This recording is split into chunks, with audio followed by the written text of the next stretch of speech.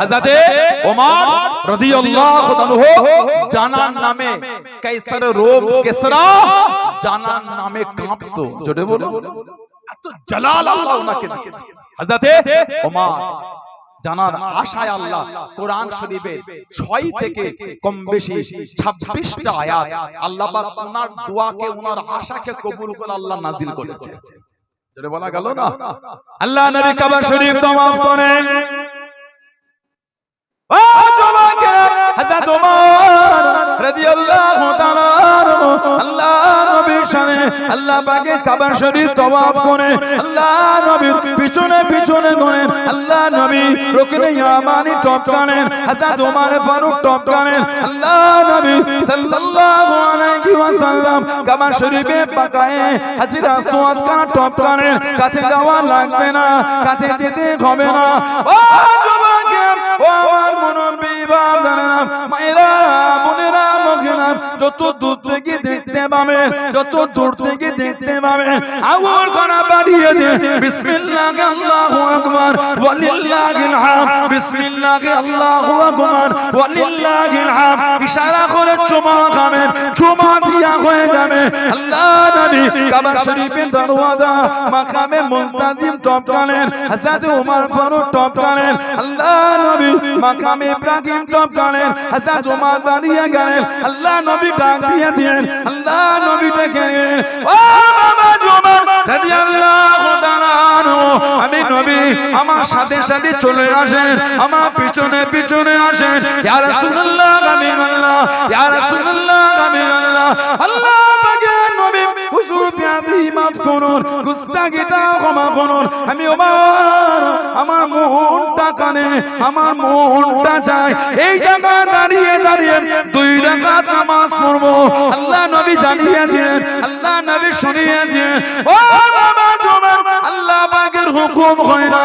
আমি নবী আমার পিছনে পিছনে চলে আসেন। ইয়া রাসূলুল্লাহ আমিনাল্লাহ, ইয়া রাসূলুল্লাহ আমিনাল্লাহ। হুজুর আমার মনটা কানে, হুজুর আমার মনটা চায় এই জায়গা দাঁড়িয়ে দাঁড়িয়ে 2 রাকাত নামাজ পড়বো।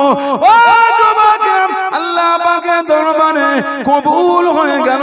আল্লাহ পাক কোরআন শরীফের আয়াত দিয়ে দেন, ফাত্তাখিযু মিন মাকাম ইব্রাহিম মুসাল্লা। জনে বলুন সুবহান, আর একটু জনে বলুন সুবহান। নবী বলছেন চলো, হুজুর মন চায় এখানে 2 রাকাত নামাজ পড়বো। নবী পাক বলতে হুকুম হয় না হুজুর পুরো বারবার যখন উনি বলে আল্লাহ ওনার আশাকে কবুল করে কোরআন শরীফের আয়াত দিয়ে দেন, ফাত্তাখিযু মিন মাকাম ইব্রাহিম মুসাল্লা। জোরে বলে, জোরে বলা গেল না। যারা হজ করেছে, যারা হজ করেছে কাবা শরীফ উমরা করেছে, জিজ্ঞাসা করে এই কাবা শরীফকে 7 বার তাওয়াফের পরে এই মাকাম ইব্রাহিমে এসে 2 রাকাত নামাজ পড়তে হয়। ওটা হলো ওয়াজিবুত তাওয়াফ। ওই নামাজটা হলো ওয়াজিবুত তাওয়াফ, 2 রাকাত নামাজ, 2 রাকাত। এই নামাজ হযরত ওমর ফারুক আশা করেছে আল্লাহ পাক খুশি হয়ে ওই আয়াত নাযিল করেছেন। জোরে বলে, আরেকটু জোরে বলা গেল না। 6 থেকে কম বেশি 26টা আয়াত আল্লাহ পাক ওমর ফারুকের আশা করে আল্লাহ নাযিল করে দিয়েছেন। জোরে বলবেন না, উনি চেয়েছেন আল্লাহ খুশি হয়ে নাযিল করেছেন। সেই হযরত ওমর এত রব দবদবা আল্লাহ ওনাকে দিয়েছে। আল্লাহ রাসূল সাহাবাদের ওয়াজ করেন, বুখারী শরীফে বাব আছে মানাকিবে ওমর ইবনে খাত্তাব রাদিয়াল্লাহু, মানাকিবে ওমর ইবনে খাত্তাব রাদিয়াল্লাহু তাআলা, ফারুক আযমের মানাকিব বুখারী শরীফে এসেছে। আল্লাহ রাসূল সাহাবাদের ওয়াজ করছে, আমাদের নবী বলে আমি নবী গতকাল রাতে স্বপ্নের মধ্যে দেখতে পেলাম আমি নবী একটা পাত্রতে আমাকে দুধ দেয়া হলো, দুধ লবণ। আমি নবী দুধটা পান করি, দুধের মধ্যে এত ফেনা, আপনারা ফেনা দুধের মধ্যে এত ফেনা, আমি নবী আমার এই মুখের 2 দিক থেকে বার হয়ে যাচ্ছে। আমি নবী ওই দুধটা পান করে হযরত ওমর ফারুককে দিয়ে দিলাম। সাহাবারা বলে হুজুর হযরত ওমরকে কি দিলে? আমাদের নবী বলে আল ইলম বা আল ইলম, আমি নবী আমার ওমরকে ইলম দিলাম, ইলম দিলাম। জোরে বলবেন না সুবহানাল্লাহ। হযরত ওমর, আমাদের নবী বলেছেন ওমর আমি নবী আল্লাহর জান্নাতে তোমার ঘর দেখেছি। জোরে বলবেন, জোরে বলবেন না। আল্লাহ নবী সাহাবাদের ওয়াজ করেন,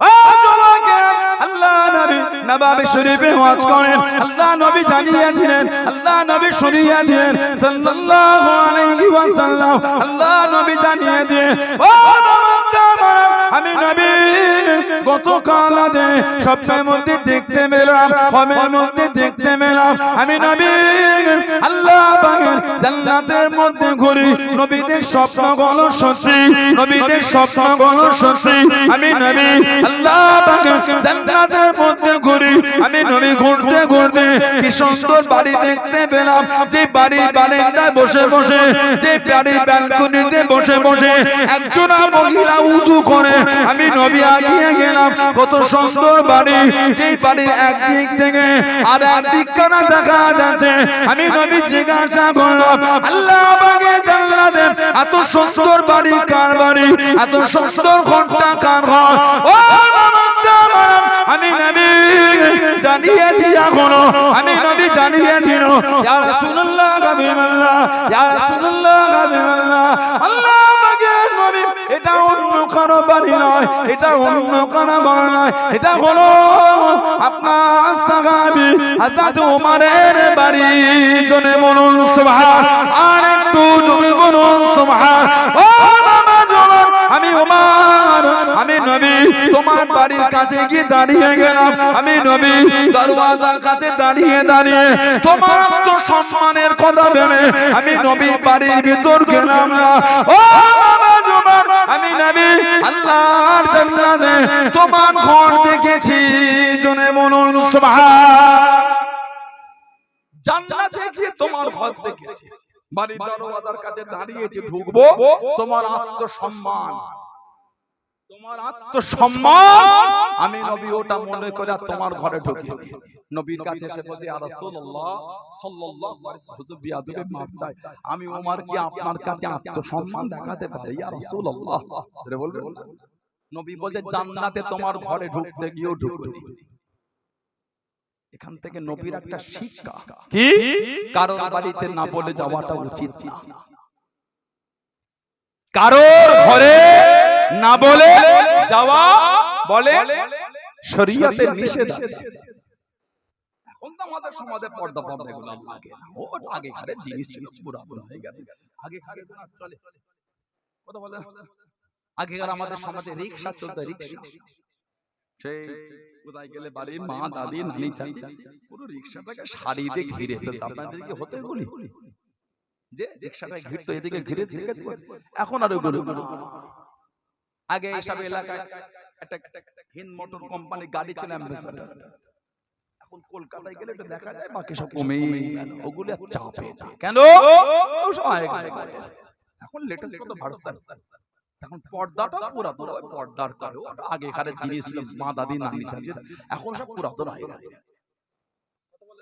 ওলামা হযরতরা জিজ্ঞাসা করবে বর্তমান কিছু কিছু বোরকা আমাদের বাড়ির মেয়েরা পরে ঘোরে শরীয়তে ওটা পরা হারাম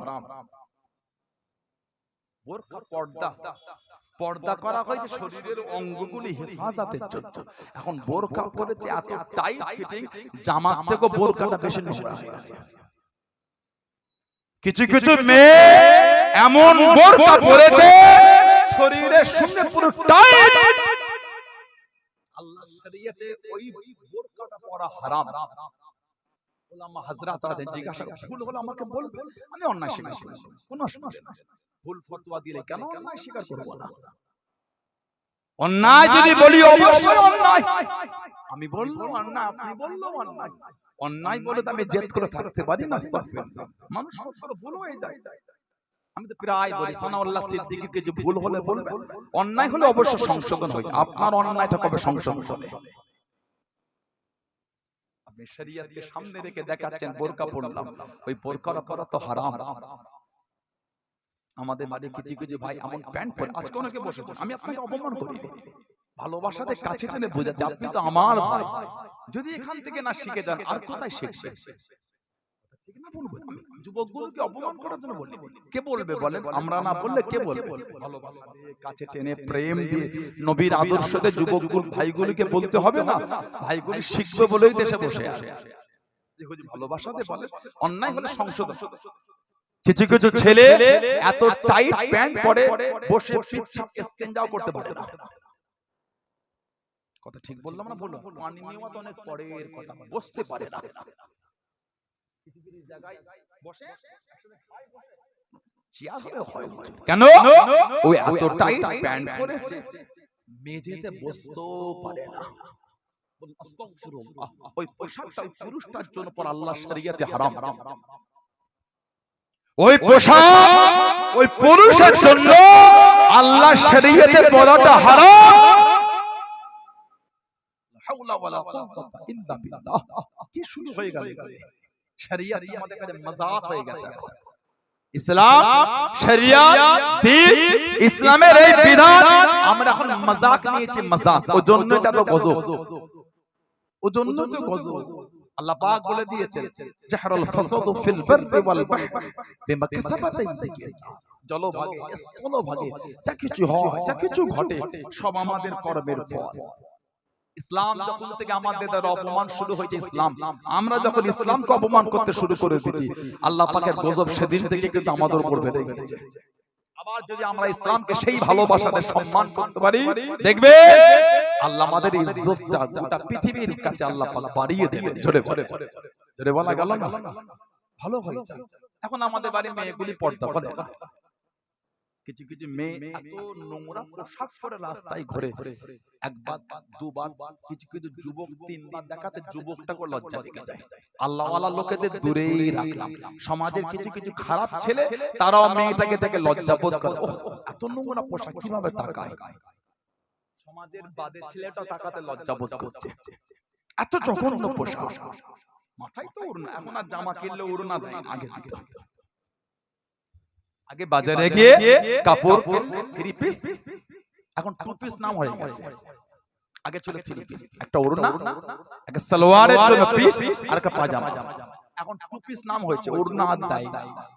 কেন? এখনকার মেয়েরা ওড়না পরে না, নাউজুবিল্লাহ বলে, আস্তাগফিরুল্লাহ বললেন না। এর জন্য বাপ দায়ী, এর জন্য ভাই দায়ী, এর জন্য স্বামী দায়ী, এর জন্য ছেলে দায়ী।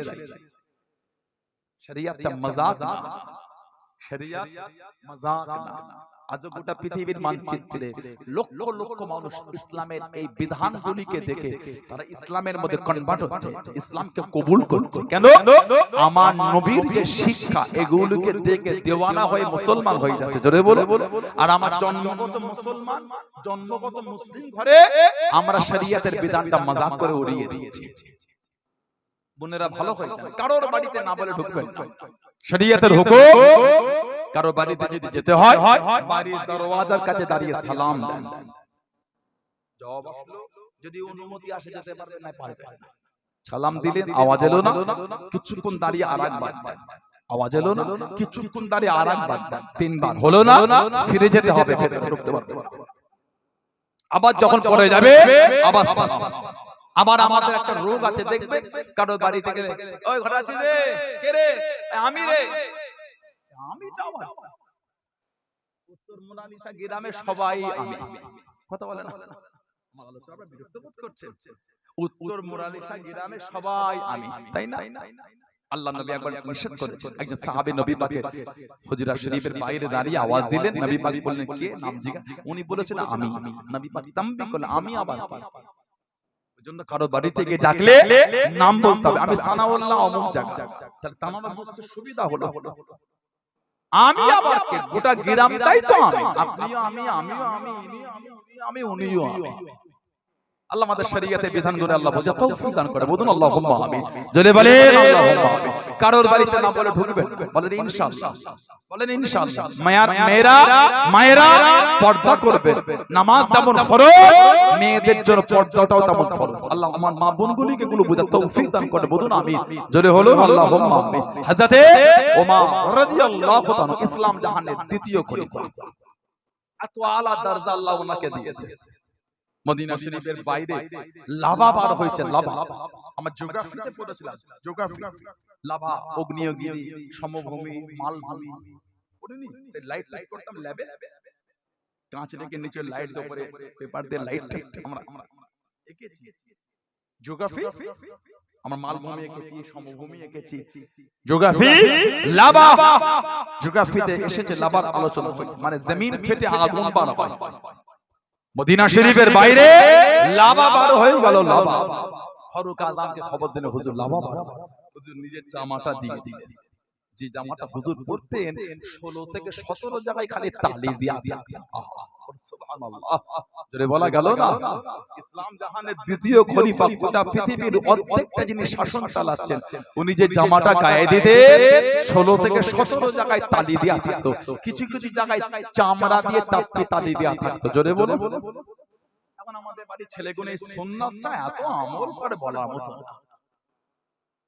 ঈদের সময়, রমাদান শরীফের পরে ঈদ, ঈদুল ফিতর, এত ছেলেগুলো সুন্নাতটা আমল করে। জামা ছিঁড়া, প্যান্ট ছিঁড়া, গেঞ্জি ছিঁড়া, সব ছিঁড়া। এই সুন্নাতটা এরা এত আমল করা শুরু করে। কথা বলেন না?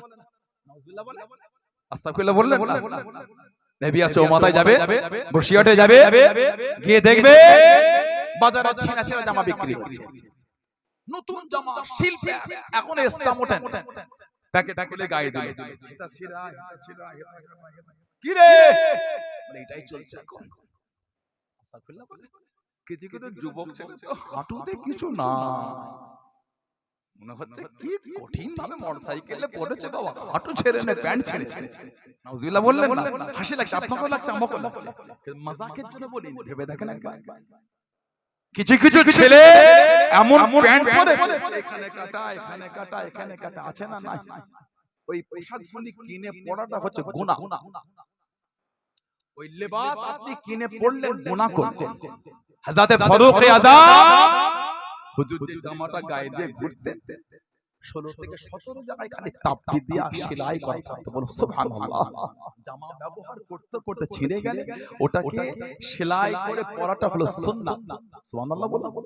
আল্লাহ হযরত দাদুজান জুলফিকার আলী সিদ্দিকী ছোট হুজুর রহমাতুল্লাহ জামানে শুনেছি, হুজুর কেবল কয়েকটা জামা, আমি গত পরশুদিন জামা গোছাচ্ছিলাম, তা আব্বা নিয়েছিলেন, দাদুজান পরে ফতুয়া জামা নিয়েছিলেন, দাদুজান হুজুরের ফতুয়া এখানটা ঘাড়ের কাছে দেখছিলাম সেলাই রিপু করা, মানে ছেড়ে গেছে পড়তে পড়তে ওটা ওইভাবে সেলাই করা আজও আছে।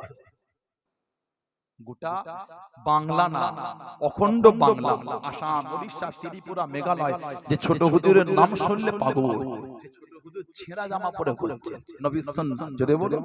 গোটা পৃথিবীর অর্ধেক যিনি শাসন চালিয়েছেন হযরত ওমর, ছেঁড়া জামা পরে ঘুরছেন। জোরে বলো। আমাদের নবী বলে, মানে হাব্বা সুন্নতি ফাকাত হাব্বানি ওয়া মান আহাব্বানি কানা মাই ফিল জান্নাহ। সুবহানাল্লাহ বলবেন না?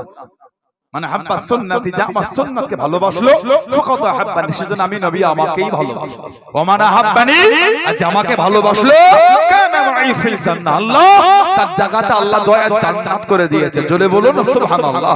আমাদের নবী বলে, মান তামাসসাকা বিসুন্নতি না ফাসাদি উম্মতি ফালাহু আজরু মিআতি শাগীদ। ফিতনা ফাসাদের সময় যে আমি নবী আমার একটা সুন্নাতকে মজবুত করে ধরে রাখতে পারলো, আল্লাহ ওই ব্যক্তির নামায় আমালে 100 শহীদের সওয়াব আল্লাহ পাক লিখে দেবেন। জোরে বলুন। মদিনা শরীফের বাইরে লাবা ওই ছেঁড়া জামাটা দিলে হুজুর বললেন, গিয়ে ধরো। হুজুরের জামা ধরেছে লাবা, আর মদিনা শরীফের দিকে নয়, এবার উল্টো দিকে যাচ্ছেন। জোরে বলে। ভূমিকম্প হলে হুজুর জমিনে পা দিয়ে ঠুকে বলতেন, এই জমিন, আমি ওমর কি তোমার উপর ইনসাফ করিনি? আল্লাহর হুকুমে তুমি বন্ধ হয়ে যাও। আল্লাহ পাকের হুকুম, ভূমিকম্পটা বন্ধ হয়ে যেত। জোরে বললেন না সুবহানাল্লাহ। মিশাল ফাতে হয়ে গিয়েছেন।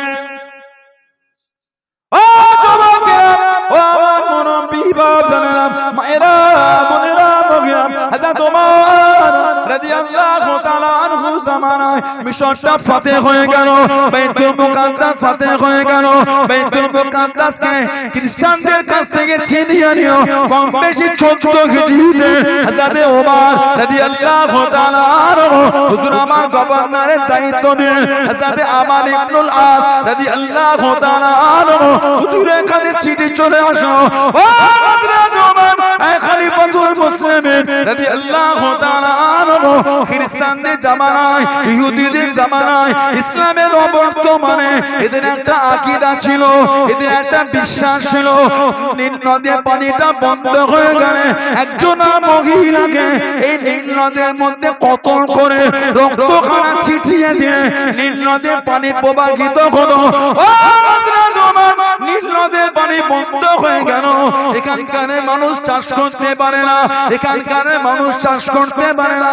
হুজুর আমরা এখন কি করব? সেই ইসলামের অবর্তমানে এদের আকীদা একজন মেয়েকে কতল করে রক্ত নীল নদের পানিতে ছিটাতো। ওদের বিশ্বাস নীল নদের পানি তারপরে প্রবাহিত হবে। হুজুর এখন তো ইসলামের বিধান। হযরত ওমর ফারুক এই চিঠিটা পেয়ে হুজুর চিঠি লিখে দেন, বিসমিল্লাহির রহমানির রহিম, নীল নদের প্রতি আমি ওমরের তরফ থেকে চিঠি। এই নীল নদ তুমি যদি আল্লাহ পাকের হুকুমে প্রবাহিত হও, তোমার পানির আমাদের দরকার আছে। তুমি যদি নিজের ইচ্ছায় হও, তোমার পানির আমাদের কোনো দরকার নাই। এই চিঠি লিখে ওমর ফারুক পাঠিয়ে দিয়ে হুজুরের চিঠি নীল নদে রাখা হলো। আল্লাহ পাকের হুকুম, নীল নদের পানি প্রবাহিত হয়ে গিয়েছিল। জোরে বলো, আর একটু জোরে বলা গেল না? বাইতুল মুকাদ্দাস ফাতে হলো ওমর ফারুকের জামানায়। খ্রিস্টান ইহুদি যারা বেঈমানরা বলে আমরা বাইতুল মুকাদ্দাসটা আপনাদের হাতে তুলে দেব, তবে আপনাদের যিনি খলিফা আছে ওনাকে আসতে হবে।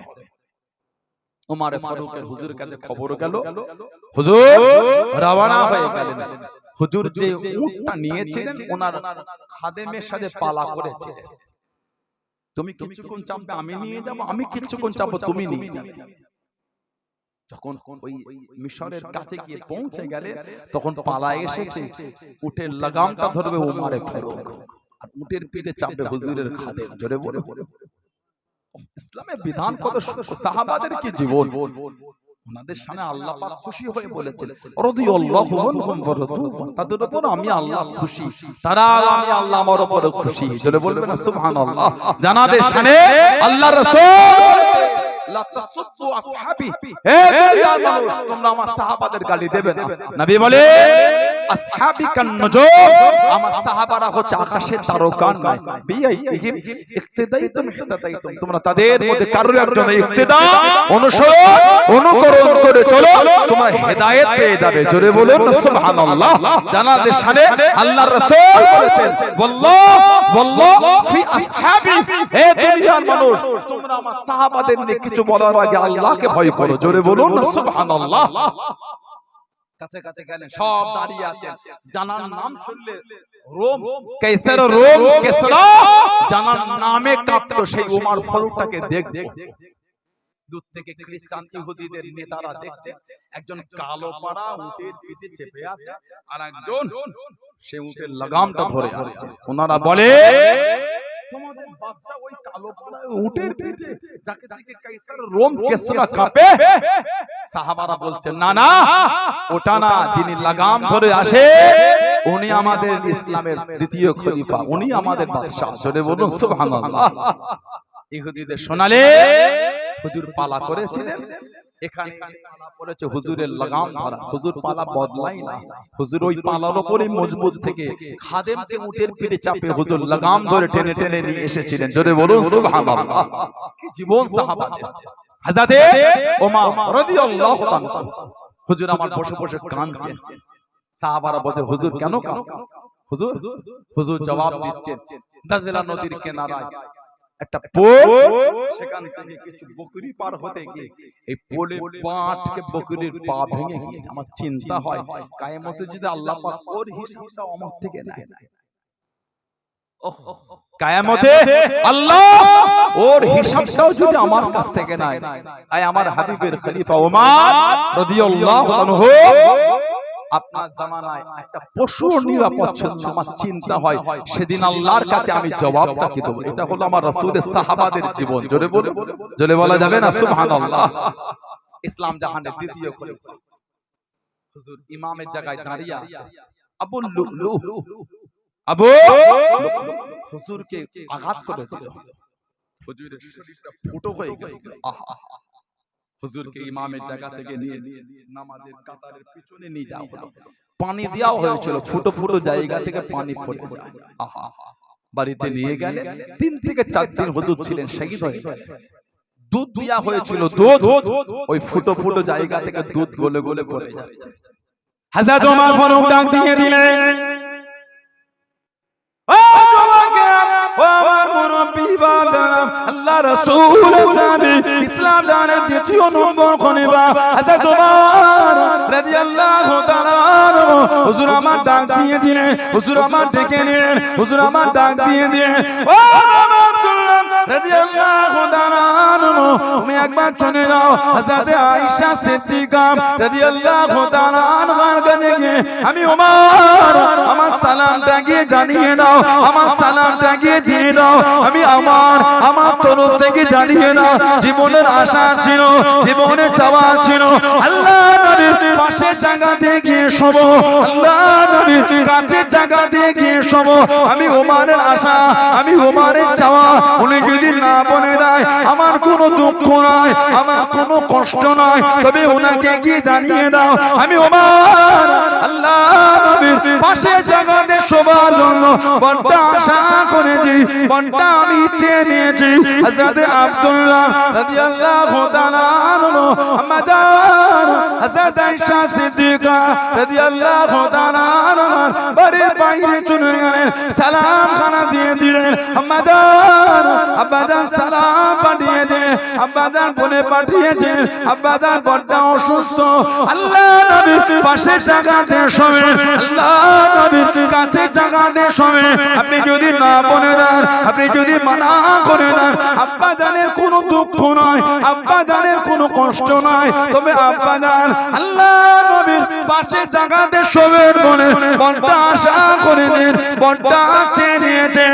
ও আম্মা জান হযরত আয়েশা সিদ্দিকা রাদিয়াল্লাহু তাআলা আনহা চঞ্চল করে কাঁদেন, কেঁদে কেঁদে জানিয়ে দিয়ে ও আব্দুল্লাহ তোমার আব্বা জানকে কি জানিয়ে দাও, তোমার আব্বা জানকে গিয়ে শুনিয়ে দাও আমি আয়েশার মনের আশা ছিল, আমি আয়েশার মনের চাওয়া ছিল রাদিয়াল্লাহু তাআলা আল্লাহ নবীর পাশে জায়গাতে শোব, আল্লাহ নবীর কাছে জায়গাতে শোব, আল্লাহ নবীর পাশে জায়গাতে শোব। ও বাবা আব্দুল্লাহ তোমার আব্বা জানকে কি জানিয়ে দাও আমি আয়েশা শোব না, স্বামীর পাশে শোব, বাপের কাছে শোব, বাপের কাছে শোব, স্বামীর পাশে শোব। ও বাবা আব্দুল্লাহ তোমার আব্বা জানকে কি জানিয়ে দাও আমি আয়েশা জায়গাটায় শোব না, আমি আয়েশা রাদিয়াল্লাহু তাআলা আনহা আল্লাহ নবীর পাশে জায়গা শোবার থেকে তোমার আব্বা জানের শোয়াটা প্রাধান্যটা বেশি দিচ্ছি। ও বাবা আব্দুল্লাহ তোমার আব্বা জানকে কি জানিয়ে দাও আমি আয়েশা জায়গা গেলাম তোমার আব্বা জানকে দিয়ে দিলাম। জোরে বলুন সুবহান, আর একটু জোরে বলুন সুবহান। এটা জীবনের একটা চাওয়া, স্বামীর পাশে শোবো, বাপের কাছে শোবো, বাপের পাশে শোবো, স্বামীর কাছে শোবো। স্বামী আমাদের নবী সাল্লাল্লাহু আলাইহি ওয়াসাল্লাম, বাপ হযরত আবু বকর সিদ্দিক রাদিয়াল্লাহু তাআলা। এটা জীবনের আশা, ওই যে জায়গাটা আছে ওইখানটা আমি আয়েশা গিয়ে ঘুমাবো। তবে তোমার আব্বা জান যখন এত আশা করে আমার কাছে বলেই পাঠিয়েছে আমি আর ওইখানে শোবো না, আমি আয়েশা রাদিয়াল্লাহু তাআলা আনহা শোয়ার থেকে তোমার আব্বার ওইখানটায় ঘুমানোটাকে প্রাধান্যটা বেশি দিচ্ছি। যাও তোমার আব্বাকে বলে দাও ওই জায়গাটা আমি তোমার আব্বাকেই দিয়ে দিলাম। জোরে বলো, আর কি জোরে বলা গেল না? হযরত ফারুক আযম রাদিয়াল্লাহু তাআলা হুজুর শহীদ হয়ে গেলেন। ইন্না লিল্লাহি ওয়া ইন্না ইলাইহি রাজিউন। আল্লাহর নবী রওজা শরীফের পাশে ওনার কবরটা খোঁড়া হচ্ছে। আহা, ওনার কবর দাফন হবে খোঁড়া চলছে। হযরত আব্দুল্লাহ ইবনে আব্বাস রাদিয়াল্লাহু আনহু উনি দাঁড়িয়ে দাঁড়িয়ে দেখছেন রাইসুল মুফাসসিরিন হিবরুল উম্মাহ বাহরুল উলুম আব্দুল্লাহ ইবনে আব্বাস রাদিয়াল্লাহু আনহু ওখানে দাঁড়িয়ে দাঁড়িয়ে দেখছেন। হঠাৎ করে দেখে দেন এই কাঁধের উপর একটা হাত এসে গেল। কি জানি কাঁধে একটু হাত রেখে দিয়ে ঘুরে দেখছে হযরত মাওলা আলী শেরে খোদা রাদিয়াল্লাহু তাআলা। দেখে ঝরঝর করে কাঁদছেন হযরত আলী আর বলছেন ইবনে আব্বাস আমি জানতাম নবী পাকের পাশের জায়গাটায় অন্য কেউ শুতে পারবেন না, নবীর এই জায়গাটায় যিনি শোবে উনি হযরত ওমর। এটা আমি আলী আগে থেকেই জানতাম। জোরে বলে, আর জোরে বলা গেল না? ওই যে নবীর ইশারা, দুজনকে জড়িয়ে নিয়ে এইভাবে কিয়ামতে উঠে দাঁড়াবো। ওই নবীর ইশারা, এই দুজনকে পাশে নিয়েই ঘুমাবো। জোরে বলো, তানাদের জীবনী দেখে তবেই তো মানা। ফারুক আযম হুজুর আমার যাচ্ছেন ঈদের নামাজ পড়াবেন। আহা কি জীবন সাহাবাদের। তা বলে এই নয় যে নতুন ভালো দামি জিনিস পড়া যাবে না, আমি এটা বলছি না। আমাদের মধ্যে এই চিন্তাটা নয় যে ছিঁড়ে গেছে তো ছেঁড়া জামা পরে, এই চিন্তা না আসে আমাদের, এই চিন্তা না হয় ছিঁড়া জামা আবার পরে কেন? কি এমন জমিদার হয়েছে? সমস্ত সম্পদের মালিক কি আমি আপনি? আল্লাহ। আল্লাহ ভালোবেসে আমাদের করে দিয়েছে, খরচা কর, মালিক কিন্তু আল্লাহ। জোরে বলে আল্লাহু গনি ওয়া আনতুম ফুকারা, আল্লাহু গনি ওয়া আনতুম ফুকারা। আল্লাহ দিয়েছে, খরচা করছে। আজকে তিনি আমাদের করে আমির করেছেন, কালকে তিনি আমাদের ভিখারি করতে পারেন না পারেন না। আজকে আমরা ভিখারি আছি, কালকে আমরা আল্লাহ ভালোবেসে আমাদের করে আমির বানাতে পারেন না পারেন না। সুবহানাল্লাহ বলেন। আমাদের ঈমান তো ওইখানে মজবুত, ইন্নাল্লাহা আলা কুল্লি শাইইন কাদির, সমস্ত ক্ষমতার মালিক হলেন আল্লাহ। জোরে বলে আর একটু ভালোবাসায় বলা গেল না।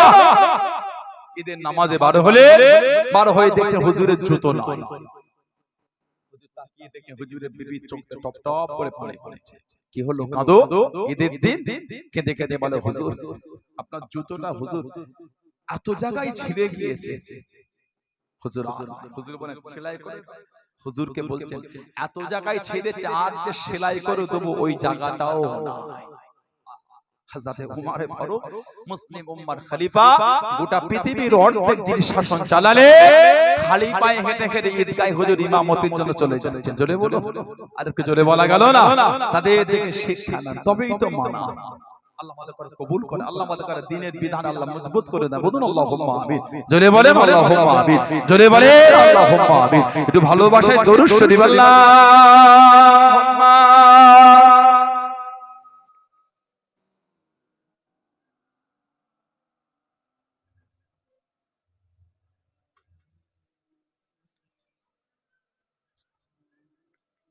আল্লাহ